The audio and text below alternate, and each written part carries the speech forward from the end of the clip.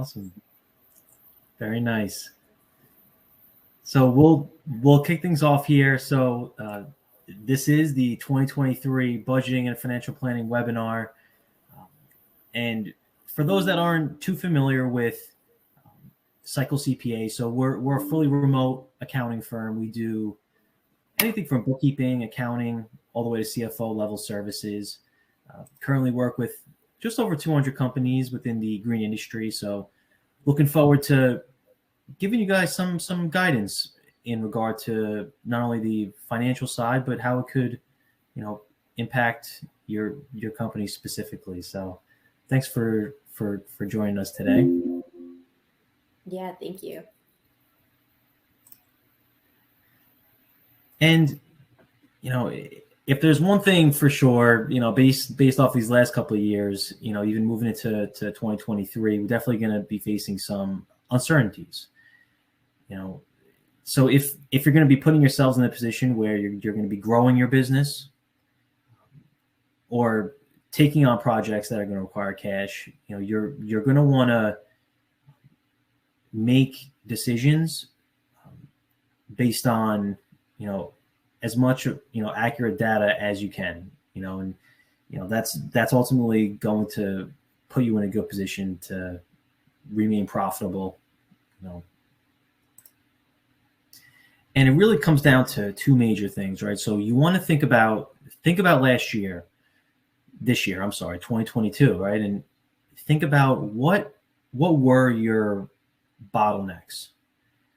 What were some things that were holding you back this year? Was it within your recruiting strategy? Was it marketing? And then you also want to think about prioritizing what the main drivers are when it comes to revenue and your costs, right? And a lot of the times it's labor, right? So, keeping these two things in mind as we kind of continue.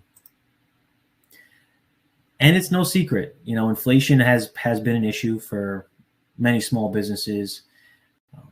And as you can see in this graph, it is trending down, and, some of the economists are saying that, it's not going to be as bad as this year, moving into 2023. But, at the same time, it's probably not going to go down to some of those lower levels that we've seen in the past. So it's kind of how are we going to look at this as the new normal, moving into next year.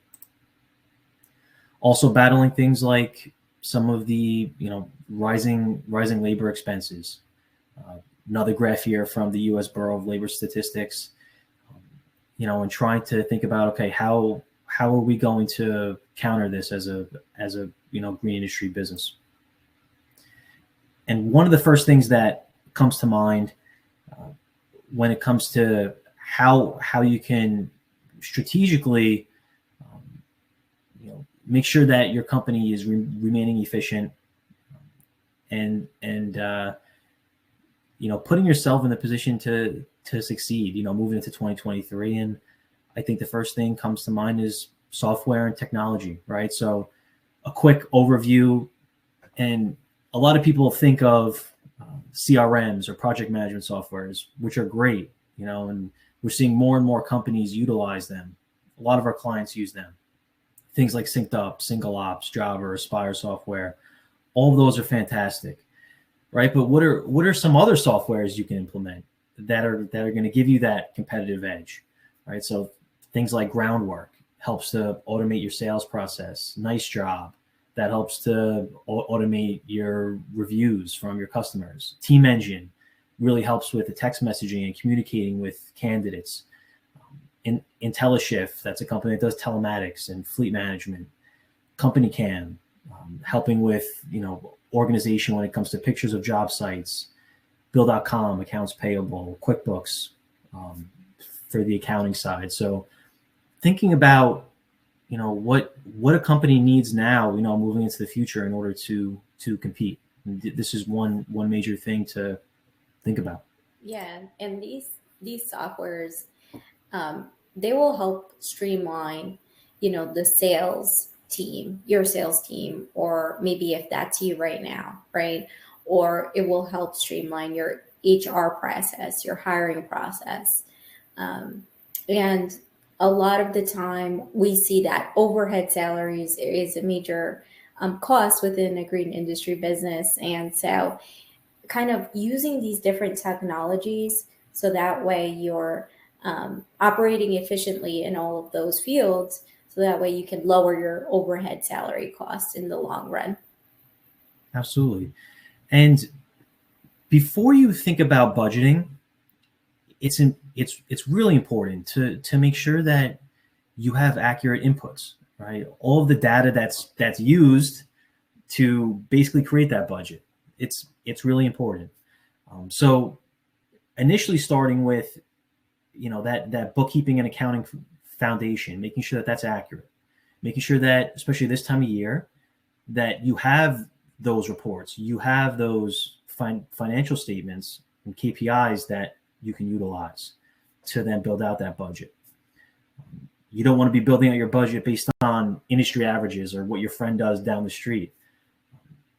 Also, things like, within those financials, making sure that it's separated by departments, locations, stuff like that. And also, when it comes to building your financial budget, using some of your non-financial KPIs. So some of those key performance indicators, basically important metrics that are going to help give you more of a look into, how some of those financial metrics will be affected.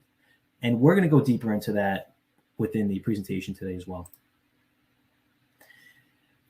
And when you think about moving into 2023, potential, recessionary time, you want to think back to, okay, what are some ways that as a green industry business, I can limit risk for myself, right? And that's, especially important, right? So knowing that low cash flow levels is one of the main reasons why companies go out of business, I'd say that's the first thing to consider.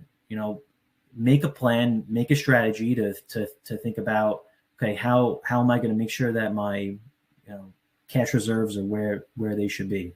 If it's to have the goal of two times operating expenses to always be in the bank, let that be the goal, and have a strategy to meet that.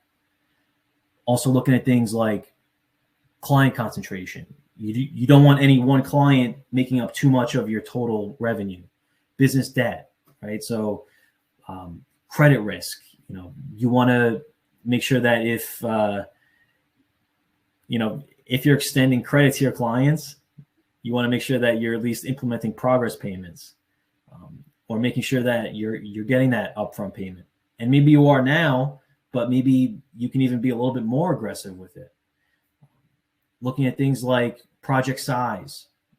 I mean, it just comes down to it where a larger project is more risk, right? Because if that one person decides not to pay you for 90 days, that's going to have an enormous impact on your company.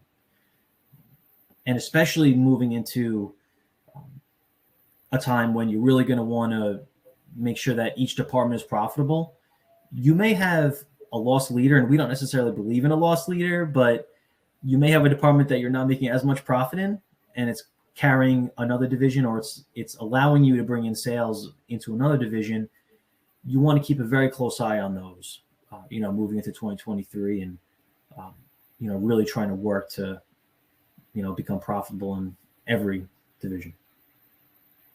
Yeah, and the whole point of this is because we want to mitigate risk going into 2023, because there seems to be an economic downturn.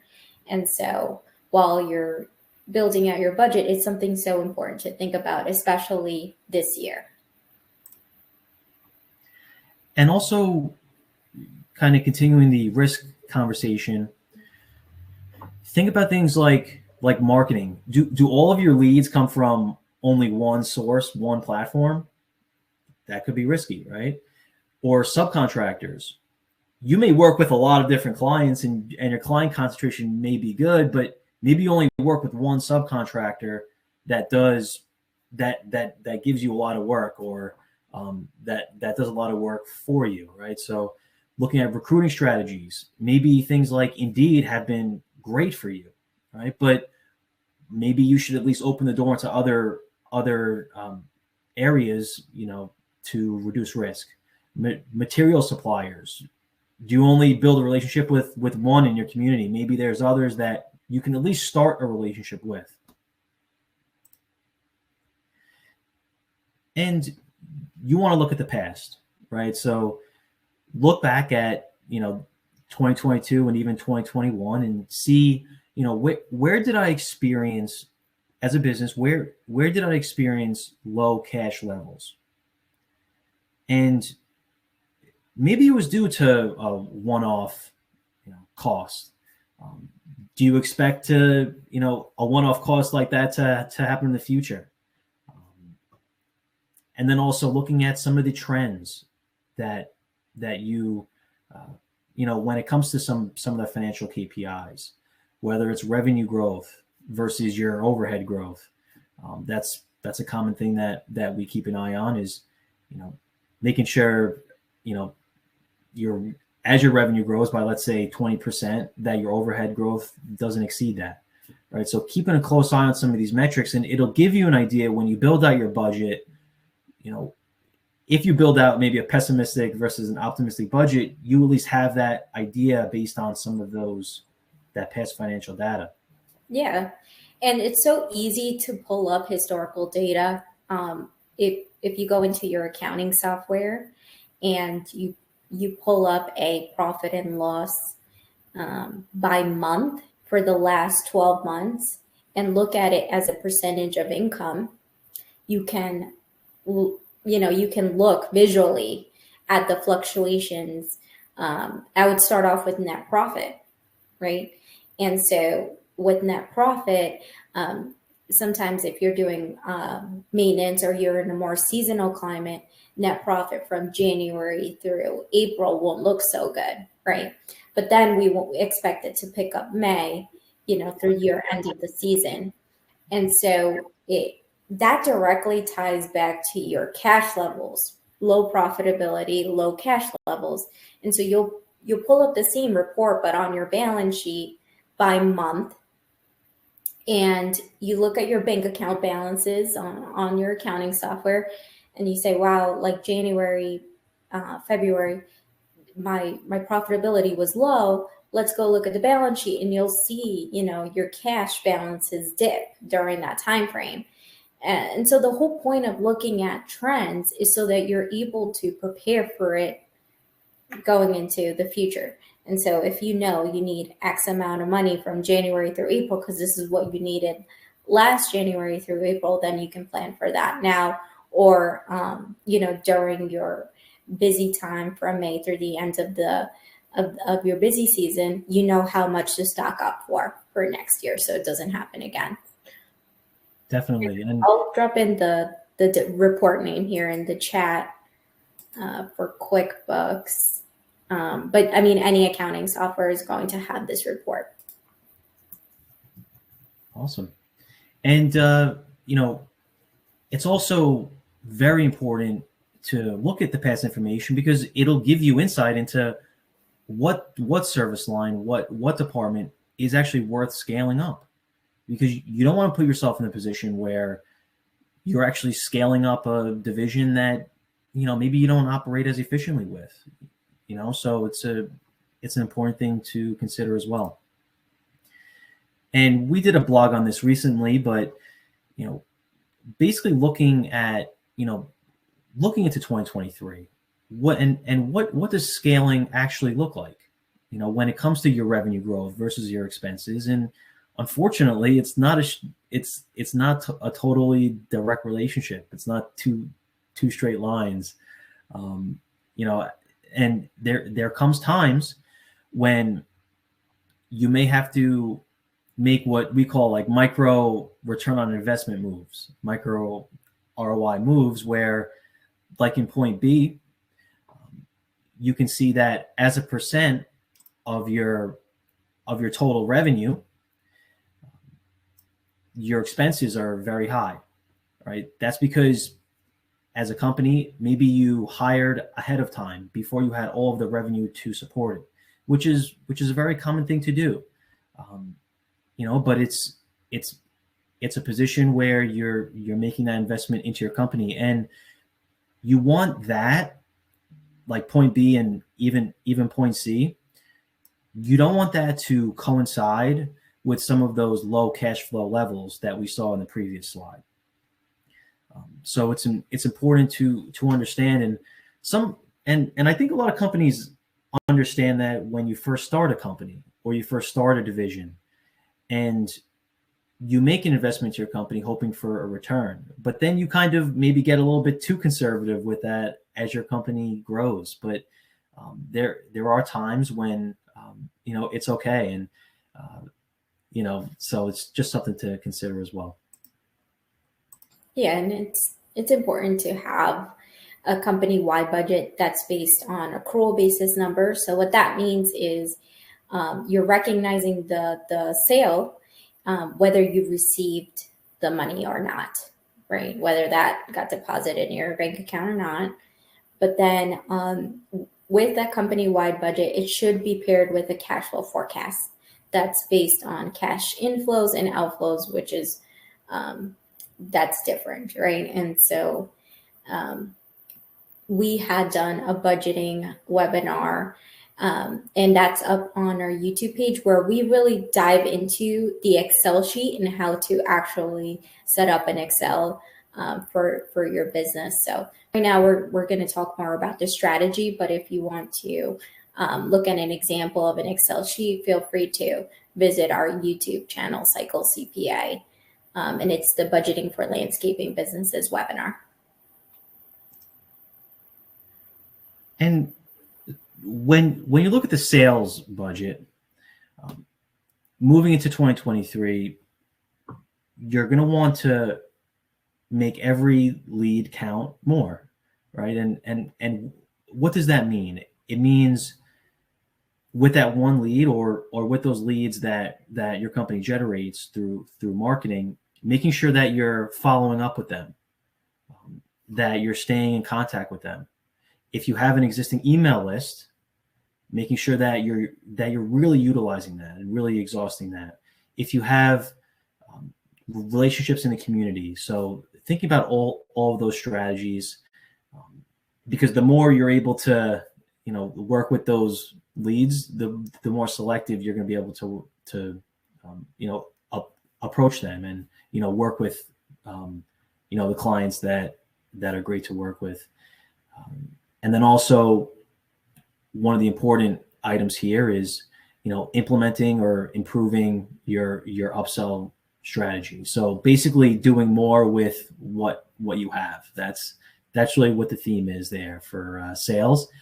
And then going off of kind of what I mentioned earlier with some of the non-financial KPIs and metrics, and utilizing those to give you a view into a more accurate projection and estimate into the company's future, right? And for sales in this example, and an example of a non-financial KPI is the total amount of leads that a company gets, or the close ratio. Looking at things like customer attrition, knowing that KPI, knowing how many customers leave you each year, that will give you a good indication into how much sales I'll need to budget for that next year. Even looking into things like what is, as a company, your employee turnover. That'll give you an idea of what kind of recruiting infrastructure your company will need. So just kind of thinking about, because a lot of times people get very caught up with just looking at the financials, but understand that there's other aspects of your company that can give you that view into a more accurate, budget. And when you're coming up with the projections, you're going to want to think about a couple of these items here. So looking at market factors, right? Some of the realities of what's going on, with inflation, with labor, with some of the supply chain issues. You're also going to want to look at your current growth rate. And what we mean by that is not necessarily the seasonality aspect of it, but looking at, so we're sitting in December, how has your company been doing these past couple months? So weigh that a little bit into, how your company is going to start in the new year. Because there is such thing as, some of the momentum that you can gain there. And then looking at the historical data. So we're sitting at the end of 2022. Look at 2021 in comparison to 2022. What did some of that?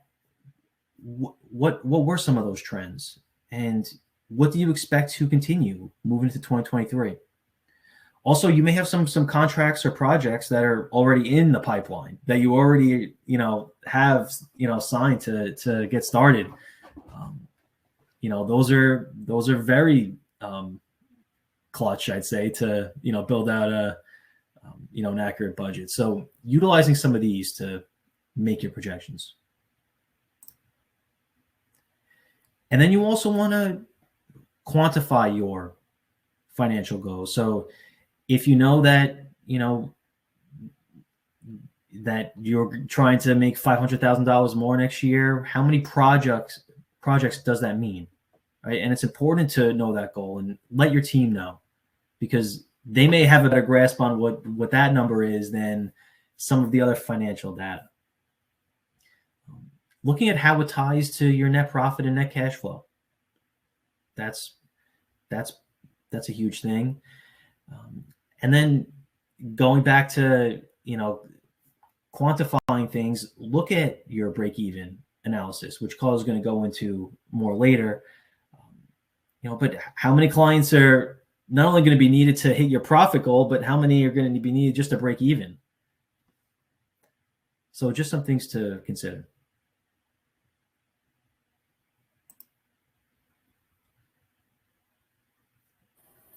Yeah, so your budget should at least consist of, you're going to have a master budget that kind of filters in your company-wide budget, right, as a whole. So revenues all the way down to net profit.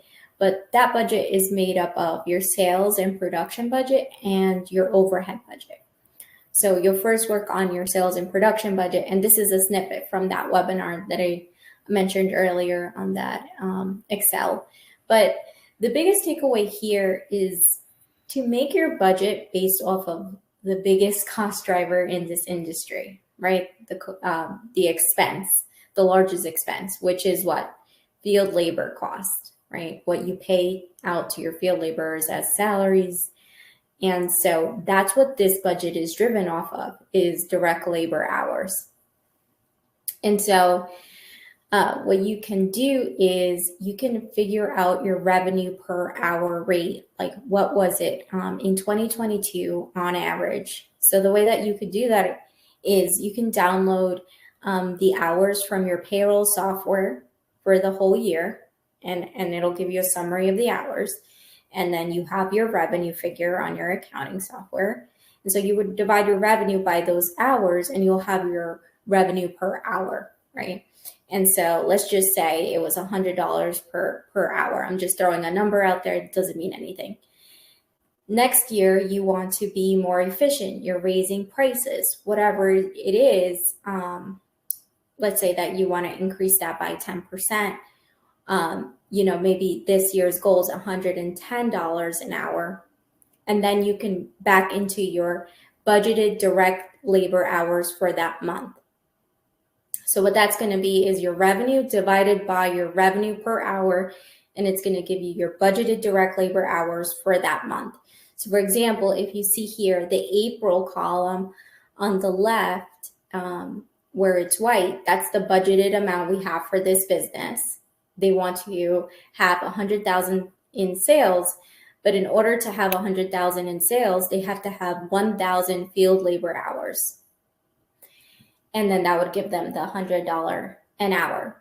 But so once April is finished and your books are closed and you have that data, you want to fill in your actuals. So we can see that after we pull their payroll reports and everything like that, we see that they had direct labor hours of 989. So they were 11 hours more efficient, and their revenue per hour actually is 111.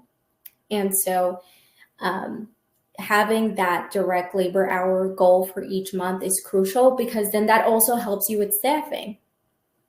You can take the 1,000 hours that you need for April and turn that into full-time equivalent hours and see how many people you'll need for that month. And that's going to fluctuate on a month-by-month basis, especially if you're a more seasonal business. And because of the labor market and, it's hard to hire people right now, this could be used to your advantage, right? So you can plan ahead of time. Then, like I said, you'll have your overhead budget. So your overhead budget consists of costs that are not directly related to rendering the job. So for example, administrative salaries like managers or sales staff or owner salaries, rent, advertising costs, things of that nature. And you'll want to break out your overhead expenses into two categories. The first category is going to be your fixed expenses. So those expenses don't go up and down as your revenue go up and down. So for example, rent, that's not really going to change month to month, or your administrative salaries, because those are salaried people. And so you'll want to break that up there and start with that, right? Because those are kind of concrete numbers that you can pull based on historical and what you're looking to do in 2023. And then you'll want to move on to your variable costs and forecasting that out. And so those are costs that are in your overhead that's going to fluctuate as revenue goes up and down. So advertising costs, your merchant fees from your credit card processors, and you'll want to make that as a percentage of revenue, because then that's how you'll get it to fluctuate up and down. And also, to go a step deeper, if you have divisions, you'll want to have an overhead budget per division. And one of the largest costs within your overhead budget is going to be overhead salaries. That's going to be the major cost in there. And so that's going to be your main focus. Put your energy into splitting up the overhead salaries per division. So if you have a manager that just works in the install division, put their salary towards the install. Or if you have a manager that works in both divisions, kind of have a talk with them and ask them, hey, roughly how long do you think you spend on install work versus maintenance work, and kind of split up their salary that way. Things like rent and utilities, I mean, you don't want to get so granular about how you're splitting that up, right? But that's what I always say, is just focus on the largest cost per division and then go from there, because that could really give you a competitive advantage if you know your overhead cost per division. Because if you see here at the bottom of the screen, the install-based division, their overhead rate is $27 per hour that they have to recoup for their overhead. And the maintenance only has to recoup $15 an hour. So they can get that specific and be comfortable with their pricing, because they know their numbers, they know their overhead per division. And so that's why, it's important to know these numbers here. Yeah, and you can easily fall into the trap if you don't separate it. Basically, you'll always be overcharging in maintenance and undercharging in install. So it's definitely important. And then, as we kind of mentioned, looking at labor, right, and the staffing budget, that makes up a big part of what the strategy is moving into 2023. So from a bird's eye view, you can look into things like the revenue per employee, and more specifically the revenue per field labor employee. In this example, maybe the goal is 123,000, right? And maybe you're $1 million company, you're looking to get to 1.5 million next year. Then as a rough estimate, based on that, and for your recruiting strategy, you know that you'll have to add roughly four people to the team. And hiring ahead of time is great because it will reduce burnout with your current employees. But an important thing to remember is that with that, if you're ever hiring ahead of time, there is risk associated with that, right? Because you don't necessarily have the revenue to support that, as we saw on the other graph before.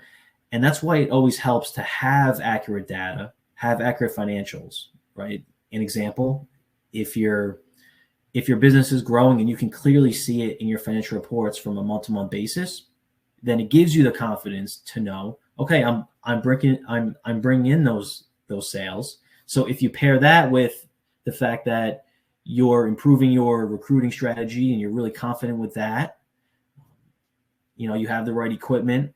So thinking about all the different things to consider there. Another big thing with staffing is, especially with a labor shortage, thinking about you may not be able to get someone that fits your qualifications perfectly, right? The perfect hire. That's going to be hard to come by, right? So instead, think about what you can control. And what that means for a lot of companies is taking that more junior level person, but improving your training process, training them a lot faster than your competitors, to the point where they'll be able to operate efficiently, is where you can be, and it can put you in a good position. Also thinking about offering additional benefits, and building that into your budget.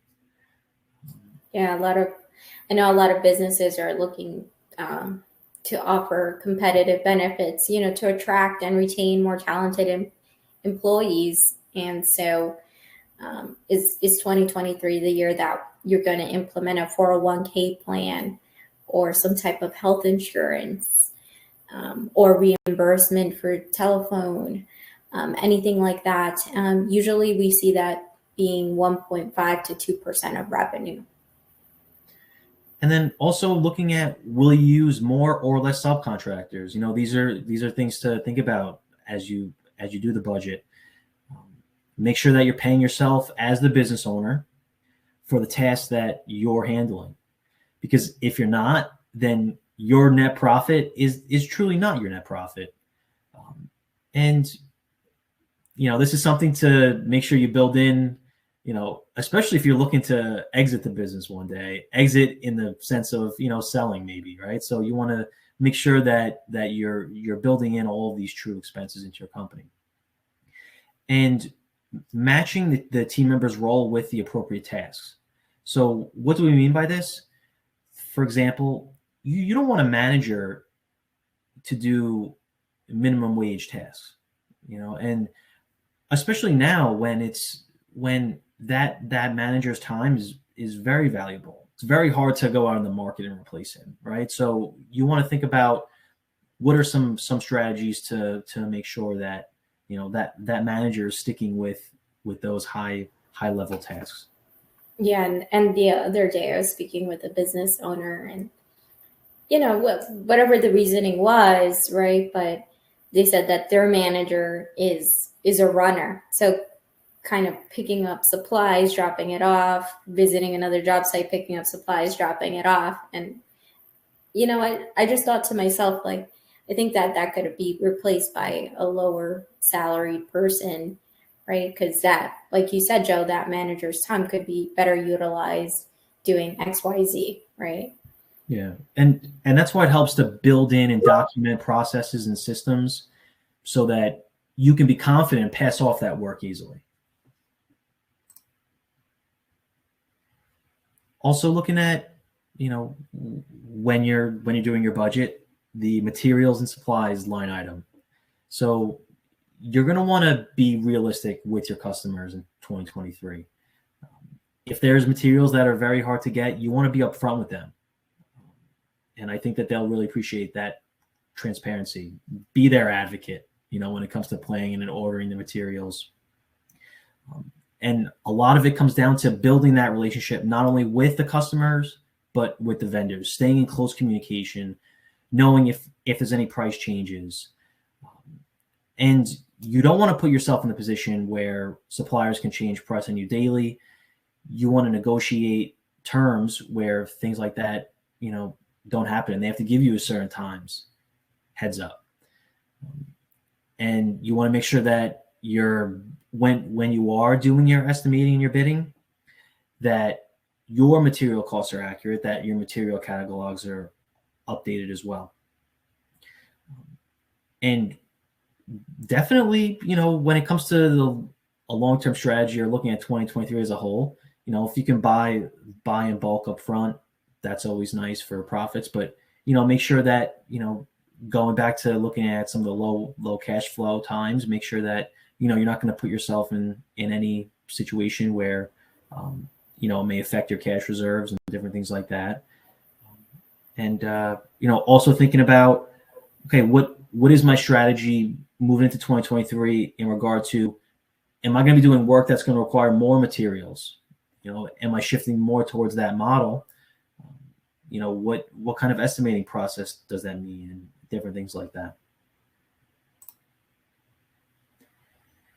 And marketing. So I know a lot of contractors are very,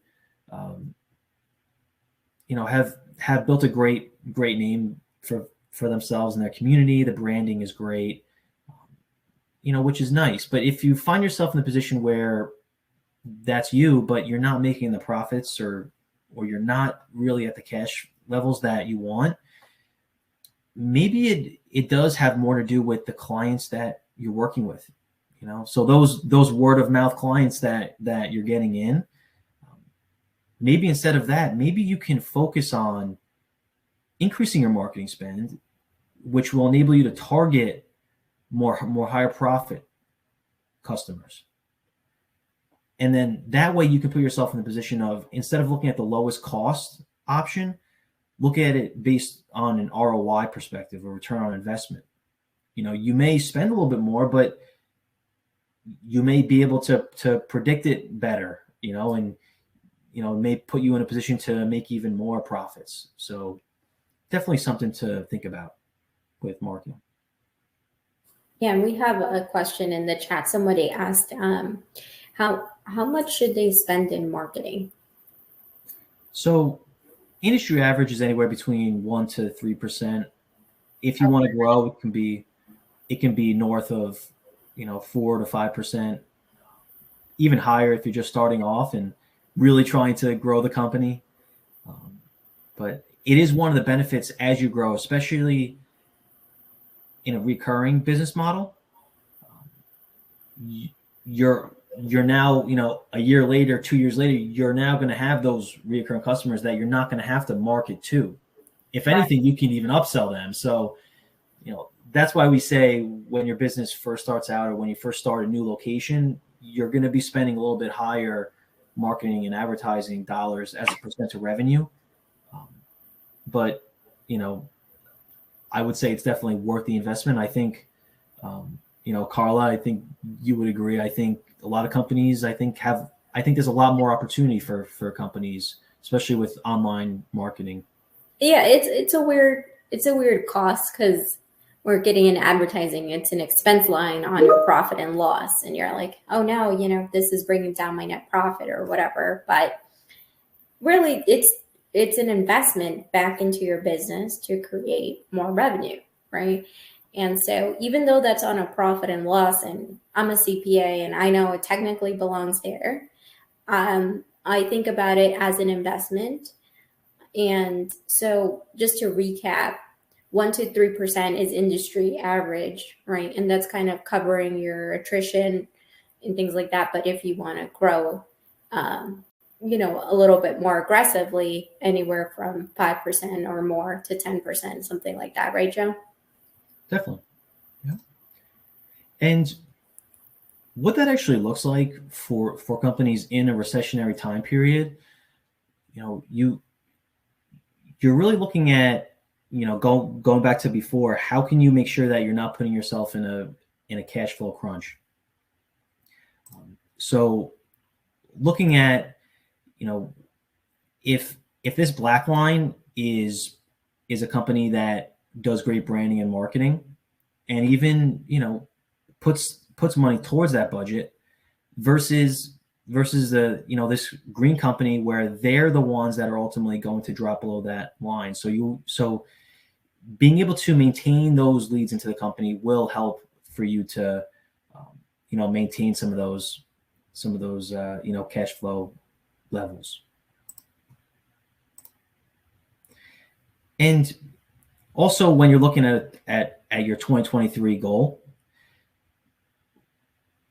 understand that, as Carla mentioned, looking at marketing as more of an investment. Even if it's in the sales, kind of looking at it in a similar way. If you're looking to spend an additional, $80,000 in marketing, you're doing 1.5 million total revenue. It's easy to get caught up and say, oh, that 80,000 is going to bring me, X in revenue, right? But instead of thinking about what it's going to bring you here, think about what is it going to bring you here in your net income, right? So what is that goal going to be? So based on this example, you're looking to, out of that $80,000 investment, you're looking to make a 50% return on it. So it's going to add $40,000, and that's going to make your net profit jump. So it's always good whenever you think about a growth strategy. So at the very least, Joe, let's say that I want to start advertising and marketing in January for, to get some maintenance contracts or whatever it is, right? If I pump some money into advertising and marketing in January, I should be able to see that trend reflected on my profit and loss within the next few months. Obviously, not the very next month, but I should be monitoring that at the very least on my net income to see if I'm getting a return on that money. Absolutely, because that's ultimately how companies grow in a long-term way, right? And for someone that may disagree, I would ask them, how do you make your investments for new vehicles and new equipment? You're going to need to be generating profits, so it's a strategy that, you should definitely focus on. And it could get easy to get caught up on revenue. And I know it's a common thing that, accountants say, right? Don't focus on revenue, focus on profit, stuff like that. But, and even when you think about your goal, moving to 2023, you may know your revenue, goal like that, but, what are some of your other, KPI goals, like your net income?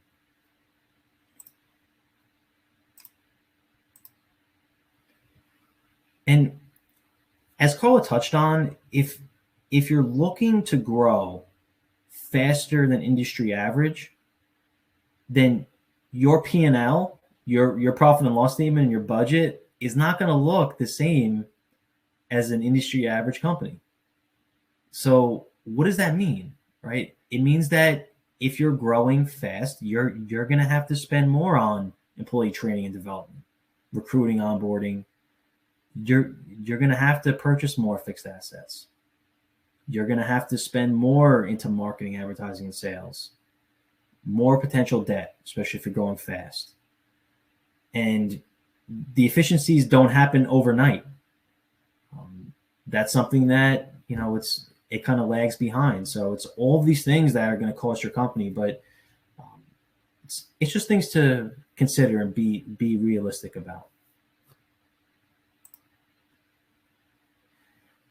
And a lot of people, when they think about their budget, you think of the profit and loss statement, right? All the revenues and expenses. But because this is not just a budgeting webinar, we're also planning financially for the next year. You have to think of what's going to impact your cash flow as well, and how can we improve that? And an example of this is, looking at some of those ratios within your balance sheet, right? So your current ratio, Do you have enough current assets to make up for the current liabilities, that you're having to incur? And looking at the trends from what that was in 2021 versus 2022, how was that progressing? Because all of these items, whether it's return on assets, right, the return that you're getting on your equipment, those kind of ratios are going to give you some idea into how to approach the budget and and for instance, going back to risk, it may be great. It's very optimistic to say that you'll grow by 100% next year, but realistically, does your debt, can you handle that growth? If you take on more debt, is that too much risk? So it's all things to consider. And then, for instance, if you're looking at some of the strategies behind purchasing fixed assets, thinking about, okay, especially this time of year, what is the reserve capital you have, right? How is it going to affect that? What am I using my current assets enough? What is the utilization there? Because if I'm not, then maybe before we expand with getting assets like trucks and equipment, we first think about, okay, how can we use these more efficiently? Are there any current assets that we can sell, right? Especially if we're not utilizing them, or maybe you only use it 30% of the time. Consider selling it, especially in this environment. They'll get a high price for it. Debt considerations as well, kind of going back to the point before. And even, comparing this to, the sales budget, looking at, okay, how do you do more with what you have as a company? So looking at the maintenance program for the assets, how do I do more with these assets? How do I make them last longer for me operationally? Building in routine inspections, service reminders, stuff like that. I know IntelliShift is great with that, as we mentioned before. Yeah, so I think what we can look at is some of these ratios from 2022 and then focus on improving them for 2023. So it looks like this company return on assets. So this is how well they're using their equipment, machinery, trucks, trailers to produce a net profit for the business. And ultimately, this is a major KPI on the balance sheet for the green industry, because we invest so much money into these trucks, trailers, and stuff like that. And so we want to see at least 40 to 50% return, right? But this company is only showing 20% return for 2022. Their goal is 30% return for 2023. And some things that you want to think about is, geez, I'm not getting, as high as a return that I should get with my assets that I have now. Should I really invest into buying more next year when I'm not, operating as efficiently as I should be? So maybe it'll give you some guidance on that end. And ultimately you can focus on improving those ratios. Also, especially if this is your first time building a budget, or maybe you've been building for a while, but just as a tip, make sure that you're building in depreciation expense into your budget. That's a huge expense within the green industry, and make sure that your asset listings and schedule are updated as well. And that's something that we commonly, when we start engagement with our client, that's something that we work on pretty heavily to make sure all that stuff is updated. And if you have an accountant, it's something that they should be helping with as well. So pricing, right? That's another huge thing to think about. And you may have the most accurate pricing strategy, but at the same time, you may not be happy with your profits, right? And it's important not to box yourself into this mindset where, just because you think you can't charge them higher, that's the reason why, So especially if your closing rate's very high, you want to play with your pricing. or if you have projects booked out for, months in the future, definitely think about, what is that market pricing. Definitely something to consider.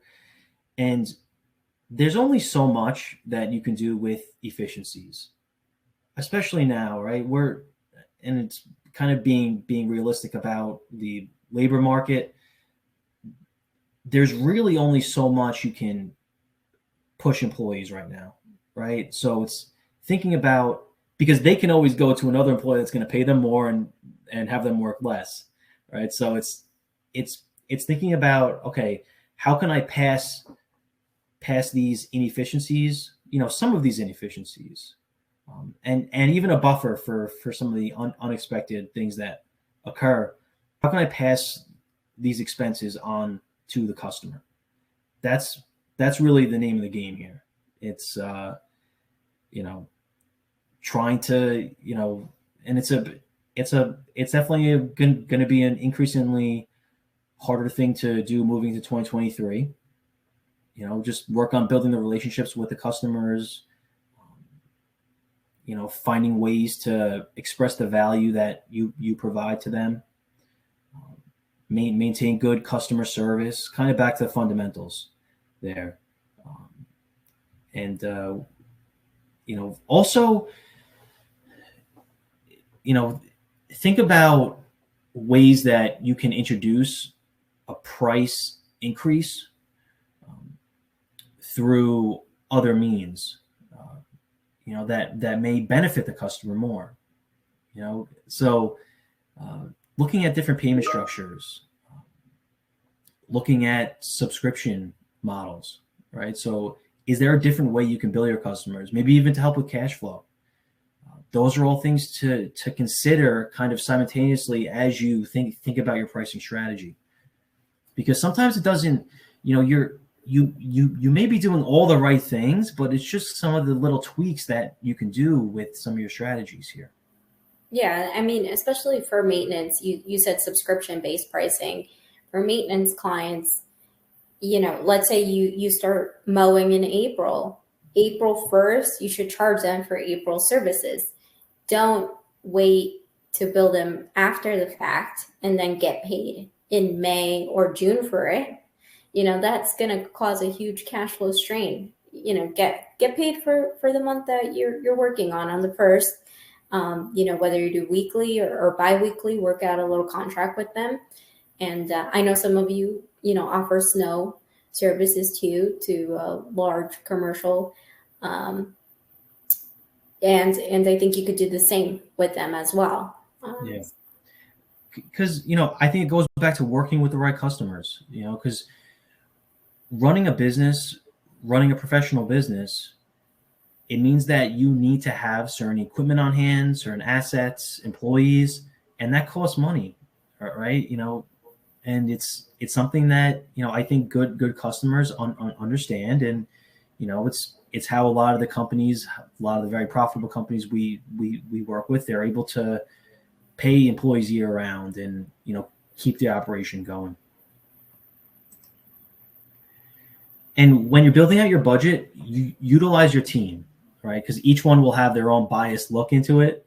So utilize, kind of the what each person is saying, and then kind of build that into your your strategy there, and make sure that they have an understanding of how their work impacts the financial health of the company.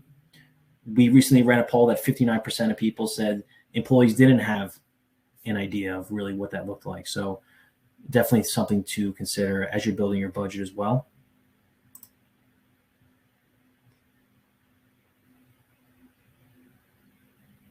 And this is the break-even point. So as we kind of touched on before, it becomes, it could get a little complicating because, not all of your expenses are fixed or variable. So the combination of those, it does, there are some equations that we handle. And if you want to see the details, you can go into that landscaping webinar that we did for the budgeting. Yeah, and I think the YouTube channel. Yeah, and I think the break-even point. It's where you're recouping all of your costs. So you don't have a net profit or a net loss. It's zero. And a reason why you want to know this is because you want to figure out your break-even point for the year, but then you want to divide that out into 12 and figure out what you need to break even for the month. And that's just for you to know, right? And maybe communicate with your sales staff or whoever it is. But aside from that, we have in the budgeting webinar a targeted profit point, which is what we want you to get at. We want you to make a profit, and therefore that lets you know what sales number to hit every month to make that targeted net profit for your business. And the targeted profit is actually on the top right hand of this graph here in the green circle. So that's that indicator, and the orange is the break-even point. Yep. And capacity planning, that's another thing to consider. Right. So really looking at, okay, how can I meet some of the fluctuating demand? And I'm gonna get the whiteboard out here for this one. So this white space here, there isn't much going on there, right? Because that space is not experiencing any of the fluctuations. But then you have this area, right, in blue, that is experiencing that. And really when you look at something like this, an example would be that this white space maybe is, looking at some of the fixed assets you have, like the equipment, and you own that equipment and you're using that equipment to perform all of this work here. But because of some of the fluctuations in sales and capacity, there are some of those times when you may have to rent equipment to make up for this or make other adjustments, right? But it doesn't necessarily mean that you should purchase equipment for that time period. And kind of thinking about that capacity and projecting that out. Another thing that helps a lot is thinking about how can I replace some of my fixed costs and make them more variable. And that will help for you to deal with some of these fluctuations in capacity. An example of that, and I know we saw a question, do you recommend outsourcing to VAs or remote staff? And yes, we do. We could be biased because we are technically an outsourced provider for the bookkeeping and accounting. But what that does is it helps you in those points where your capacity does increase at times, because now you're able to pay people more for what needs to be worked on, and not just a full-time employee based on the fact that you're just taking them on as a full-time employee. It's more based on the actual capacity if you hire the work out, and you subcontract it out. Also looking at things like flexible marketing spend. That helps to, if your strategy is, to do marketing more in specific time periods versus others, you can adjust that. I know a lot of online marketing techniques, you can do that. Thinking about renting equipment, like I mentioned, having people work remote, utilizing a cost-effective facility space. So all of those things to consider when you're thinking about your capacity plan.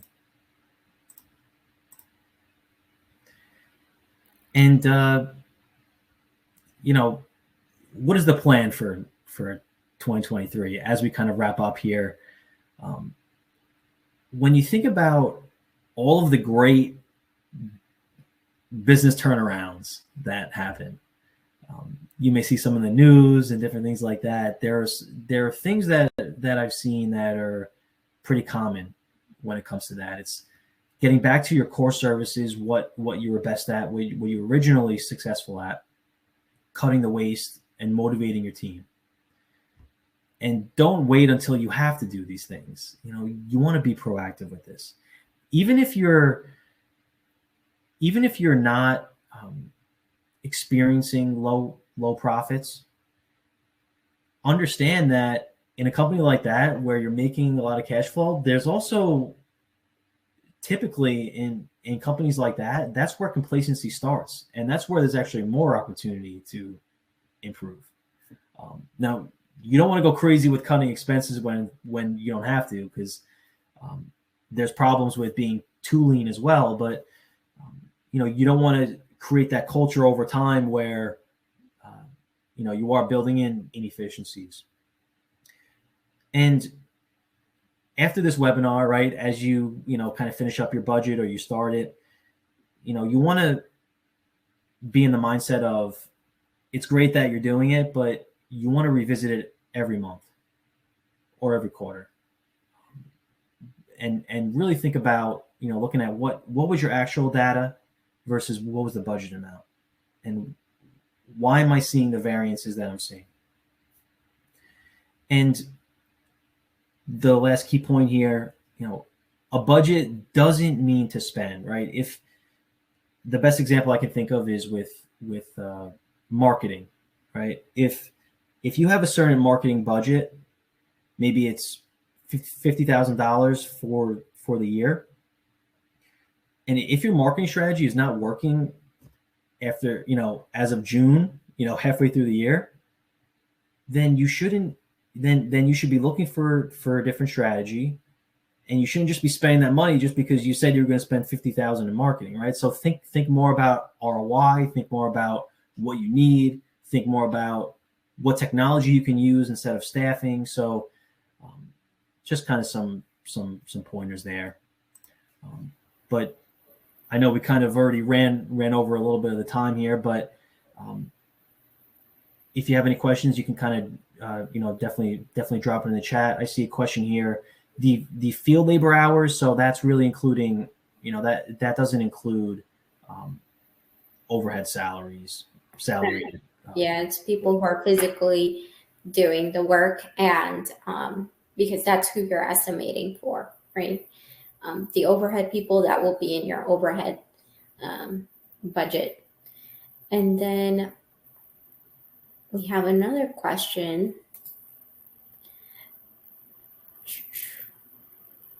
Someone said, we billed in arrears this year and plan to change that next year, as you mentioned, to bill in advance. Does that create a nightmare with having to credit customers if you miss a service date due to the weather?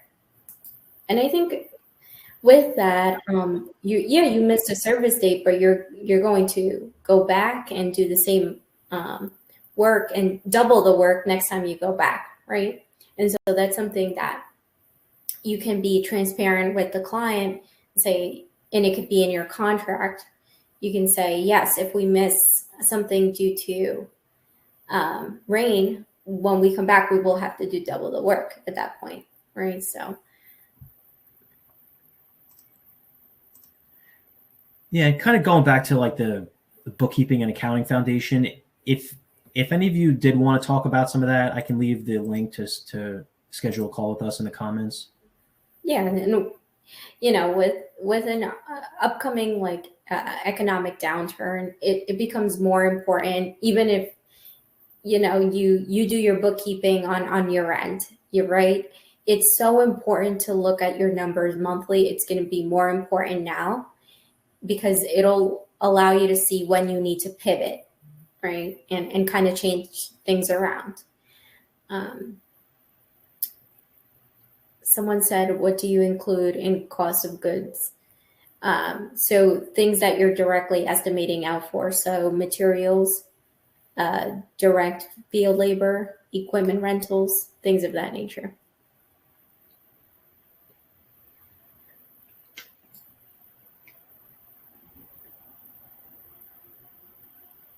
Awesome.